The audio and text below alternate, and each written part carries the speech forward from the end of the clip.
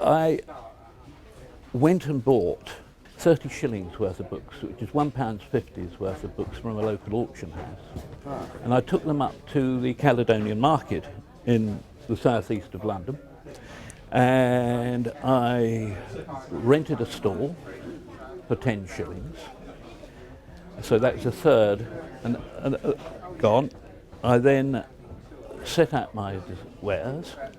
I took 30 shillings that day, which was the most wonderful feeling I've ever had, that actually I had bought something that somebody else wanted, albeit that they are books that today still command very little money, but it was a start. So home I go, absolute with joy in my step, to record exactly what had happened during the day. At the end of which my dear wife looked at me and said, 30 shillings? Can we just run through the costs? The books cost you 30 shillings, your travel cost you 5 shillings, the stall cost you 10 shillings.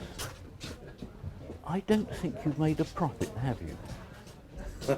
I said, but no, I have profited because it has made me incredibly happy. This is what I want. So from that, I started expanding the business, and we had £300 severance pay from Marks and Spencer. They were always incredibly generous to people who left them. And so I had the £300, and a sale came up in the West Country in Crewkerne, which was a library of 19th century books, but this chap had had everything bound in glitzy half calf. They just looked stunning. I mean, to somebody who didn't know a thing, they just looked amazing. And of course, the whole of the London trade were down.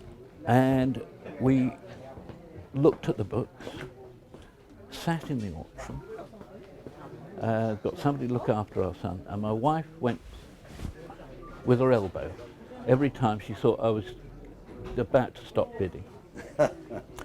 And we spent the whole £300, which was the best thing we'd ever done, because what it meant was that after 6 months, not only had we got our original capital back, but we had got the profit, which we reinvested and reinvested. And after a year, my wife became so excited by the business that she said, I want to give up working for the hospital that she was working as a research physiologist, and I want to start selling myself. So I said, well, you can't do books. Not going to have you doing books, or book related. You can't do prints, which in retrospect is rather a silly act on my part, but there we are, typical inexperience. Yeah. So she then decided that she would buy and sell silver. We rented a shop over in Amersham, which was about half hour's drive from where we lived.